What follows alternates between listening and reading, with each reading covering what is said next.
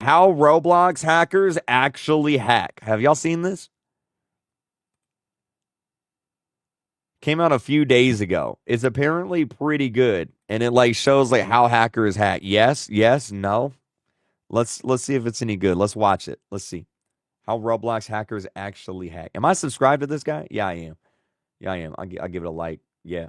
Imagine playing your favorite Roblox game, only to get completely destroyed by a hacker. We've all been there, but that got me thinking, how did these hackers actually pull it off? So I went deep into the Roblox hacking community, scrolling through forums, looking at real code used by hackers, and even talking to 5 developers from the biggest hacking clients out there. They spilled everything. I gotta hire this guy. This guy's insane. Their experiences, how they bypassed Roblox's security, and even how much money they're making off of all of this. And let me tell you something, the answers were way crazier than I expected. So stick around, because this video is about to get crazy. Okay. This video is for educational purposes only. I do not condone, promote, or encourage hacking, exploiting, or any other form of unauthorized access. Okay. I do. I love hacking. I hack all the time. Chapter 1, the basics. Y'all type 1 if you're a Roblox hacker. You've probably heard of hacking before, but what does it actually mean? Google defines it as the gaining of unauthorized access. I remember the first time I got hacked, it was on my World of Warcraft account, and they took all the gold in my account, and I literally, I came home from school. Can we play doors, please? No. I'm watching this. I'm not thinking about the super chat. I remember I came home and my account got hacked and all my money was gone. And I literally cried. I was sitting on the toilet crying, and my mom came home and she's like, "Why aren't you crying?" And I was like, "My World of Warcraft account got hacked." Access to data in a system or computer. Thank you for the super chat, little booger kid. We'll play it sometime, but not right now. But in Roblox, this means players giving themselves unfair advantages. For example, flying, wall hacks, also known as ESP, aimbots, and more. Hate those. But how is this even possible? To hack, players need access to Roblox's code and memory. Memory, stored in the RAM, holds all the important data. Yep. Like player locations, health, and in-game actions. Yep. But how exactly does one access this memory? It's through something called an executor. An executor lets players run custom code inside Roblox. Bunch of freaking nerds. Look at that right there. Oh my god. System.out.println Roblox hacks. Games. The code itself is known as a script, and different scripts allow for different types of cheats, like auto-farming blocks fruits or having aimbot in Arsenal. These scripts and executors aren't hard to find either. Yeah. Forums and websites all over the internet have them ready to download. Back in the early days of Roblox, hacking was basically... Oh my god, my grandma has this Bro, I'm not even joking. My grandma has this computer at her house. Or had this computer. My grandma passed away, but my grandpa has this computer at his house. With those speakers, bro, that's crazy. The Wild West. There were no real security measures, and people could do whatever they wanted with little risk of getting banned. It was a free-for-all. But all that changed when Hyperion, also known as Bifron, entered the scene. You see, Roblox acquired Bifron Technologies on October 11th, 2022, and Hyperion was officially rolled out with the 64-bit client on May 3rd, 2023. A few months later, on September 15th, 2023, it started rolling out to the Microsoft Store version of Roblox. But not everyone received it right away.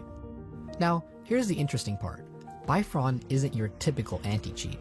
I'm gonna be honest. I think the Bifron anti-cheat kind of sucks. Cause like it don't appear to be working.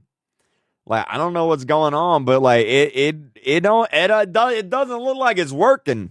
Unlike systems like BattleEye, Vanguard, or Easy Anti-Cheat, which detect and ban hackers after they cheat, Bifron works differently. It's an anti-tamper system, meaning it doesn't just catch cheaters, it outright prevents them from even running exploits in the first place. And that's where things get really interesting. Chat, type 1 if you've ever downloaded hacks for a Roblox game. I'm not gonna report you. I'm actually just curious. Kreek, can you play Dandy's World soon? Brother, I am watching this right now. What you mean? can I play Dandy's World? Soon, but not right now. Thank you for the super chat. I appreciate it, Ginger Plush. I appreciate it.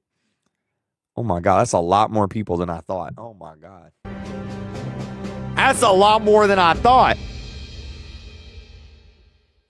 To understand how exploiters bypass Bifron, we first need to understand how Bifron actually protects Roblox.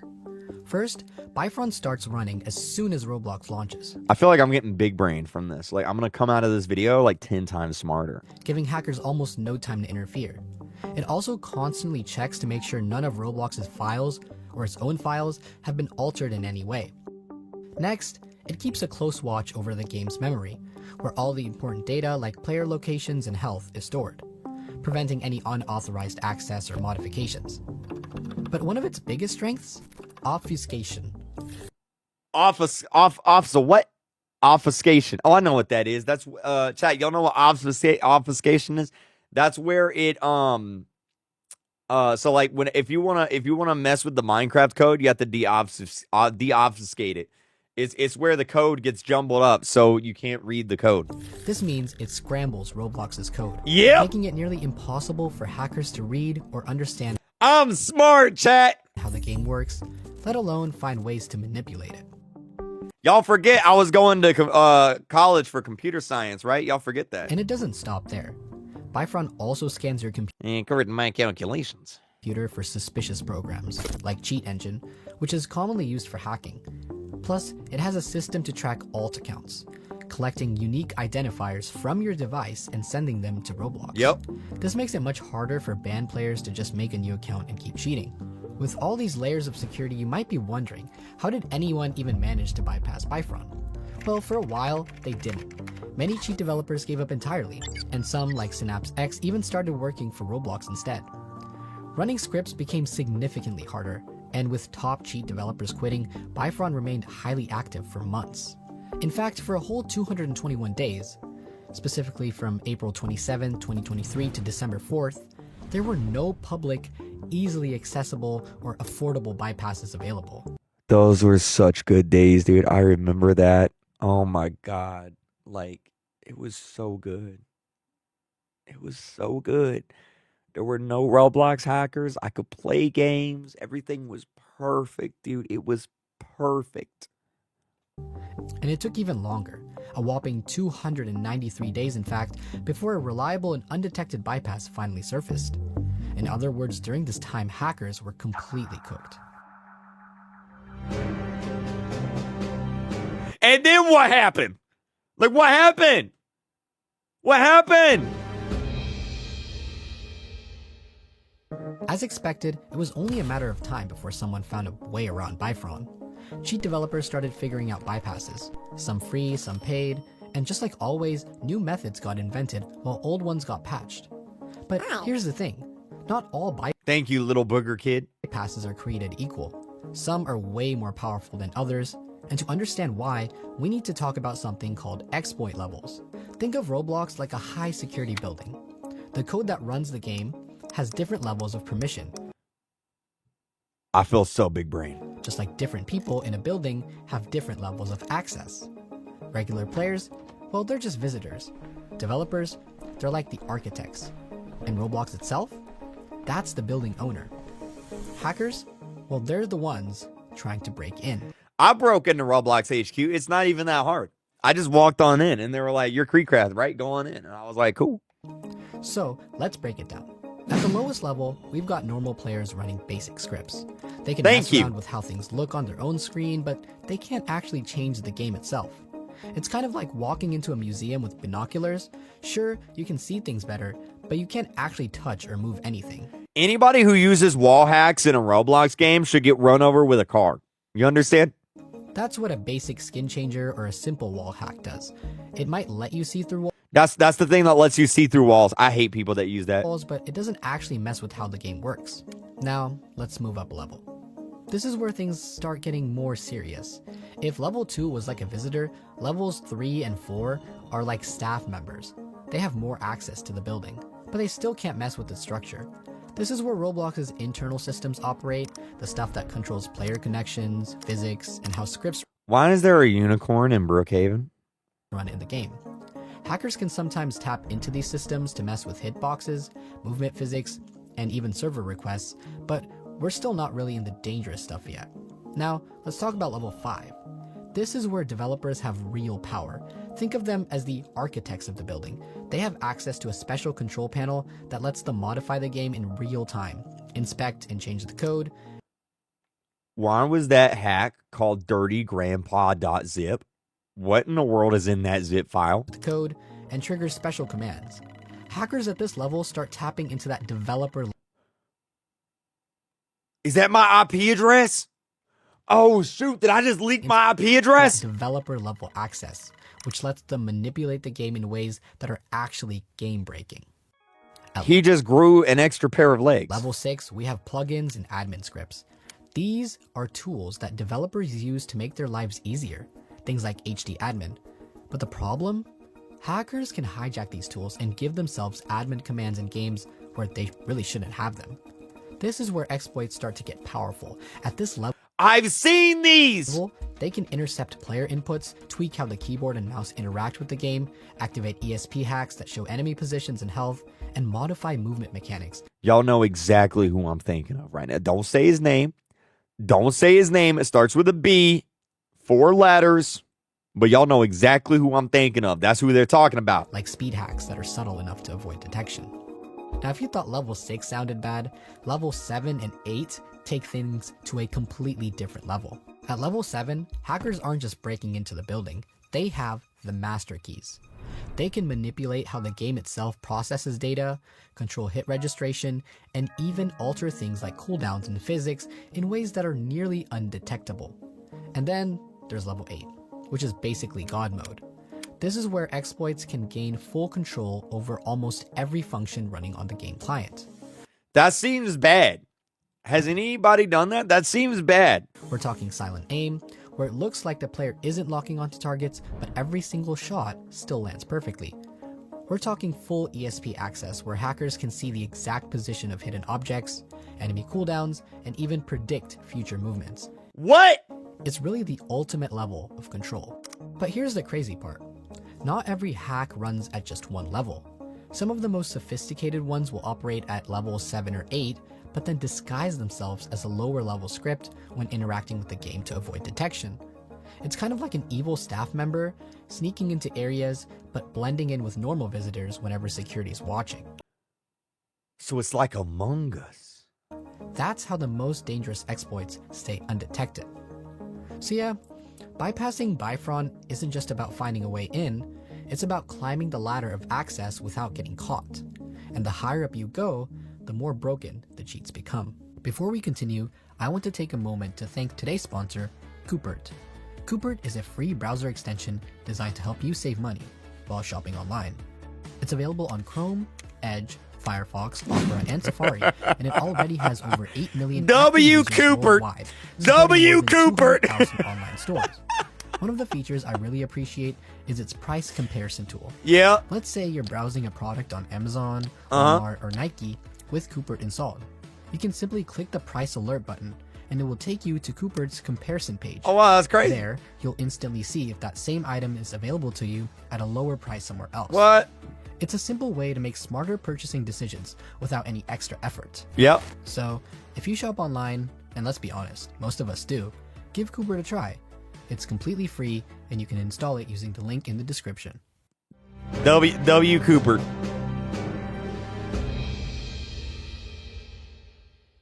Alright, so now that we know how exploit levels work, let's talk about the actual methods hackers use to bypass Roblox's security. Because trust me, these people get creative. Yeah, that's what I want to see. First up, proto conversion. What? Think of Roblox's security like a Bro, proto conversion. That sounds like a Dragon Ball Z move. Goku, he used proto conversion. building that uses keycards to control access. What? Every keycard has its own unique code, and depending on what kind of card you have, you can get into different rooms. Hackers, they take a regular keycard and rewrite its code until it looks identical to a master key, the one that opens every door. Now, suddenly they have access to things they were never supposed to touch. Proto-conversion works the same way. It modifies how game data is interpreted so that a basic script suddenly gains way more power than it should. Next, there's Lua wrapping, which is straight up deception. Imagine a hacker builds a fake copy of a room inside the building. The room looks exactly like a real one. It has the same buttons, same control panels, everything. But here's the trick. They don't actually press the buttons in the real game. Instead, they press the buttons inside their fake room, and their tools translate those fake actions into real game commands. I'm starting to realize why I dropped out of computer science. I was understanding it, and now it's like this is too big brain for me. I need Megamind. Somebody call Steak. From the outside, Roblox's security sees what looks like normal inputs, so Bifron gets completely fooled. Now, let's talk about DLL injection. DLL injection. Chat, isn't that what you do whenever you want your butt bigger? You get a DLL injection? I'm pretty sure that is, right? Like you go like, hey, he got that DLL injection. He's got that DLL. Oh, that's a BBL? Oh, is a DLL the other stuff? Oh, that's the other stuff. Gotcha. This is the classic hacker move. Imagine a team of tech experts sneaking into the building, carrying their own specialized tools. Once inside, they can start messing with everything, controlling systems, manipulating game mechanics, even overriding security protocols. But here's the catch. Bifron knows to watch for these intruders.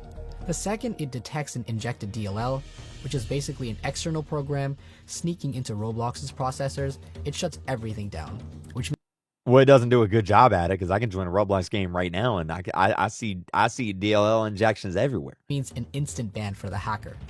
That's why modern DLL injectors have to be extra sneaky to avoid detection. And finally, there's lag switching, probably one of the easiest yet most annoying exploits Oh my God, I used to do this. Wait, I actually used to do that. to deal with. Picture this. The hacker temporarily cuts off the building's phone lines. Oh my God, I actually used to do that. I'm dead serious. So basically, okay. So back whenever I was in like middle school, do y'all know the difference between peer-to-peer servers and dedicated servers? Here. Look. So video games online used to work off of something called peer-to-peer. So like imagine this is me and this is you. And this is someone named Kevin. Okay? So we're all playing a multiplayer game. Right? The game would pick someone to host the game. So let's say it picked Kevin. So we're all connecting to Kevin and he's hosting the server, right? So if anything happens to Kevin's internet, then it's going to also affect anyone connected to Kevin's internet. So what you would do is Kevin, in this case, would turn off his internet and it would make everyone else lag. And then you turn your internet back on. It's called a lag switch. And suddenly everybody is dead because while Kevin's internet was lagging, he killed everybody. That's how it works. Nowadays, though, we don't really use peer-to-peer. We use dedicated servers. And what that means is like, so let's say this is me, this is you, this is Kevin. There's actually a dedicated server up here, and we all just connect to the dedicated server. So that's the difference. That's how it works. While the connection is down, they can move freely, running, teleporting, whatever. The second they restore the connection, though, all these actions get processed at once, making it look like they just teleported across the map. From the game's perspective, it seems like a normal glitch. I used to do that in Call of Duty. So whenever I was hosting the game, I had a lag switch that I built with my friends, and I would flick it on and off.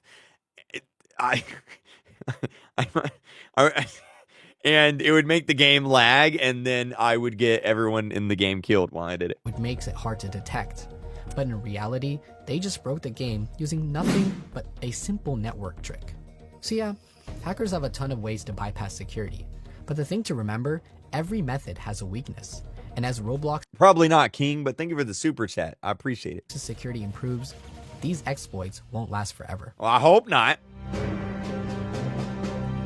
Uh-oh, they talking about me now. Here we go. Uh-oh, this is us. Now finally, Let's take a look at what's been really happening inside the Roblox exploit Oh my God, that's my thumbnail. community. That's awesome. Straight from the people inside it. Historically, hackers had major successes bypassing Roblox's security. One developer put it like this. The Roblox exploiting community back then, when Synapse was still a thing, was the peak. Good communication, people were mature, etc. Back then, platforms like V3 Million were thriving, serving as hubs for sharing knowledge, tools, and techniques.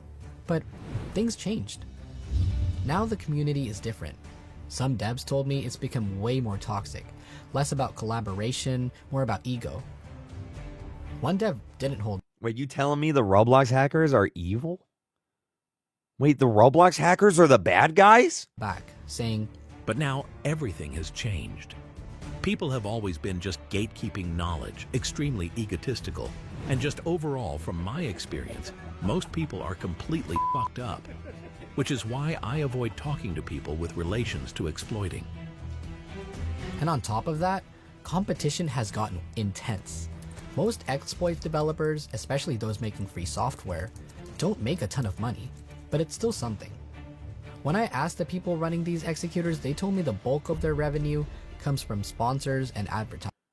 Sponsors? Who's sponsoring Roblox exploits? What? Sometimes making them hundreds of dollars a month. But then came Bifron, and it changed everything. One developer behind Xeno, one of the biggest hacking clients, explained just how much of an impact it had. Bifron has really made a drastic change to the exploiting community, as they have stopped many big executors such as KRNL, Synapse X, Delta Windows, etc. As of now, people are afraid to use executors since every single one is detected. And Yeah, that's right. Yeah, hear that? Yeah, you're going to get banned. All right, you're going to get banned. Your brother's going to get banned. Your sister's going to get banned. Your mommy's going to get banned. Your daddy's going to get banned. Your grandma's going to get banned. Your grandpa's going to get banned. Your whole family's going to get banned. All right? And you're going to deserve it. will eventually lead you to be banned. The fear of getting banned I has can't wait to report on your ban. slowed down exploit development, and according to a co-owner of Kernel, it has also ruined the quality of modern exploits. It seems like It hasn't ruined them enough, let me tell you. the overall quality for products has dropped since Bifron was added. A lot of exploits sharing Mark Zuckerberg? similar code bases, I think 1.1 copies even, have been released from what I have seen. And many of them are vulnerable to RCE, ACE attacks through potentially unpatched vulnerabilities. There seems to be a lack of passion from what I've seen. But I've heard stories of the past and can conclude that the passion which was once there seems to have faded. And now, things might only get worse for exploiters. There are rumors that Bifron has officially gone kernel level. If that's true, it means Please! Please! it's running in Ring 0, giving it absolute For the people that don't know what that is, kernel is like the base level for an operating system. So like if something is running at the kernel level, that means that it is running at the base level of like the operating system, which means it sees everything. control over all system operations. That's exactly what Valorant's Vanguard anti-cheat does. Yeah. Monitoring deep inside your computer to kill cheats before they even run. In Vanguard's case, it was controversial because it gave the game too much power over people's systems. And if Roblox is doing the same thing, then yeah, it might be finally game over for exploiters. Roblox is already cracking down. They've started using ban waves, mass bans that hit long after someone uses an exploit, making it harder for developers to quickly create new bypasses. And if you thought they were taking things seriously before, it went next level when they launched The Hunt, their event with Yeah. a $1 million prize. Roblox could not afford to let a hacker win, so they cranked Bifron to the max. This time, they weren't waiting to ban people. They were banning hackers instantly, sometimes before they even opened Roblox. Why haven't they been doing that? Why wait? Just do it. What are you waiting for? Bifron was on overdrive, nuking accounts left and right, creating real-time ban waves like never before. So, what's I don't understand. Like if you can do that, then just do it. Like what? next? Well, the Roblox hacking scene has had its ups and downs, but if Bifron is really going kernel level, it might be truly over. For years, people have made fun of Roblox's moderation, calling it lazy, ineffective, or just plain dumb. But now, things are changing. And whether you love it or hate it, Roblox might be finally doing something right. But here's the thing, hackers aren't the only problems on Roblox. Scams are just as bad, if not worse. And trust me, some of them are next level evil. Luckily, I covered the worst ones for you. Everyone go watch that video. I'm not going to watch it, but everyone go watch that video. The worst games in Roblox history. That's a W. And everyone go subscribe to this guy.